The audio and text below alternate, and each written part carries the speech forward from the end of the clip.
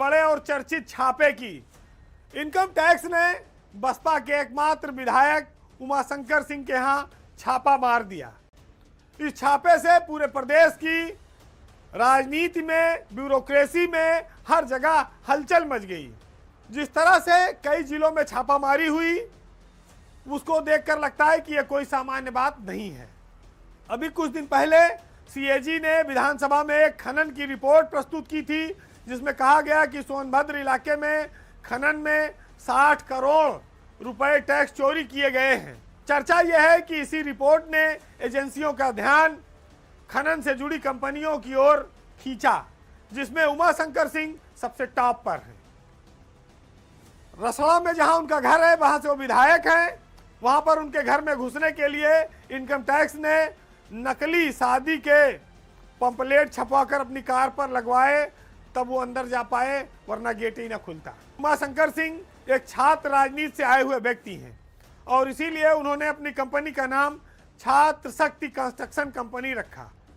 वो कंपनी पूरे प्रदेश में इस समय चर्चित है, लेकिन उन्होंने खनन कारोबार में भी अपने पैर मजबूती से जमा रखे थे, जिसको कम लोग जानते हैं।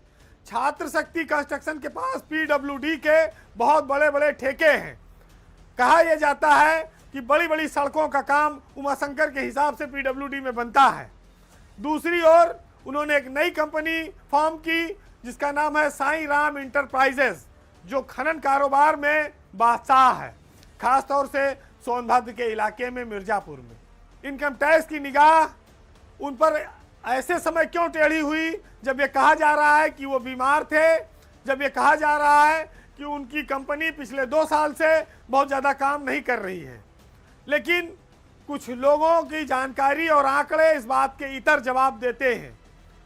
आज भी उमाशंकर की जो कंपनी है छात्र शक्ति कंस्ट्रक्शन, उसको अधिकतर ठेके पीडब्ल्यूडी में मिल रहे हैं। इसके अलावा खनन के क्षेत्र में भी उनको कई सारे ठेके लगातार मिल रहे हैं, वो ठेके डाल रहे हैं। ऐसे में सवाल ये उठता है कि जब कोई व्यक्ति राजनीतिक व्यक्ति है, भाजपा की सरकार में इतना प्रभावशाली है, इतना भरोसेमंद है, निकट है, तो उस पर छापे की कार्रवाई क्यों की गई?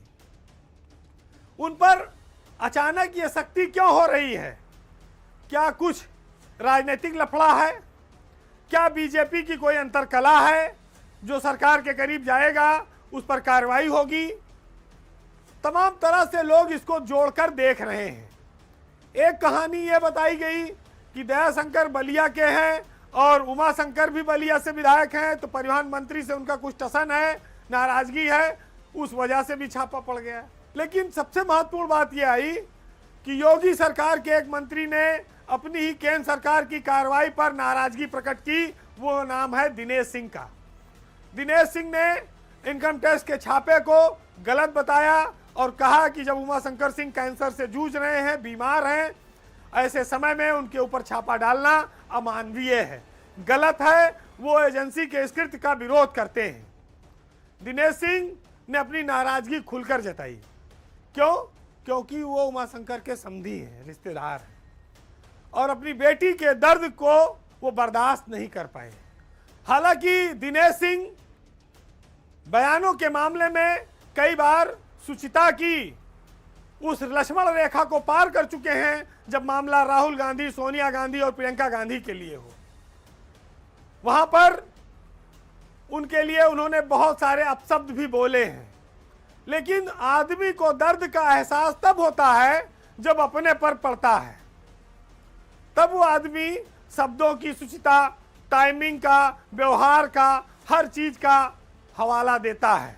दिनेश सिंह मंत्री होकर भी अपनी ही सरकार की कार्रवाई के खिलाफ हैं।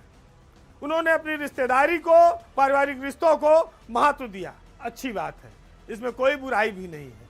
लेकिन उमाशंकर का साम्राज्य कोई दिनेश के भरोसे नहीं बढ़ा है।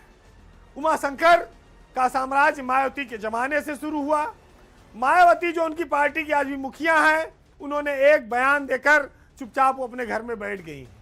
मायावती को बीजेपी ने कुछ दिन पहले दिल्ली में टाइप 8 का एक बंगला बड़ा देकर काफी खुश कर रखा है। वो बीजेपी के खिलाफ बहुत ज्यादा नहीं बोलती हैं। तो अब अपने छापे से उमाशंकर को खुद निपटना होगा। हालांकि अप्रत्याशित रूप से अखिलेश यादव जो विपक्ष के नेता हैं, उन्होंने उमाशंकर के ऊपर इस समय हुई कार्रवाई का विरोध किया है। ये एक बड़ी बात है, लेकिन सबसे बड़ी बात यहां ये आती है कि पिछले कई दिनों से, महीनों से, सालों से ये माना जाने लगा कि उमाशंकर मुख्यमंत्री योगी के कृपा पात्र हैं, उनके करीबी हैं, उनके नज़दीकी काफ़ी रिश्ते हैं। ऐसे समय में मुख्यमंत्री योगी आदित्यनाथ जब विदेश के दौरे पर थे, सिंगापुर और जापान में, उस समय चुना गया, तब वो उमाशंकर सिंह के यहाँ छापा मारा गया। उमाशंकर सिंह के यहाँ छापा खाली राजनीतिक समीकरणों की बात नहीं दिखाता है, वो ये भी दिखाता है कि ब्यूरोक्रेसी में एक सिहरन सी दौड़ गई है। लोग डर गए हैं कि कहीं उनका नंबर भी ना आ जाए, कई सारे अफसरों के नाम कहीं डायरी में ना निकल आए, किसका माल कहां लगा है। अगर इनकम टैक्स ने खुलासा कर दिया तो कई सीनियर आईएएस अफसर बेनकाब हो जाएंगे। उनकी हजारों करोड़ की कंपनी में पैसा लगाने वाले लोग चैन की नींद नहीं सो पा रहे हैं। अब ये इनकम टैक्स के ऊपर है कि वो इस मामले में कितनी खुलासे करती है, कितनी रिपोर्ट में क्लियरिटी देती है। इनकम टैक्स कई बार ऐसे मामलों को चुपचाप ईडी के हवाले भी कर देती है। तो ये कहानी, ये छापा बहुत सारी चीज़ों से जुड़ा हुआ है।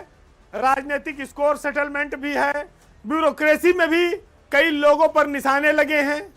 एक छापे ने कई सारे लोगों को दर्द दे दिया है, लेकिन इसकी असली सच्चाई क्या है ये तब सामने आएगी जब एग्जैक्ट रिपोर्ट बनेगी और इनकम टैक्स इस पूरे मामले पर अपने बयान जारी करेगा।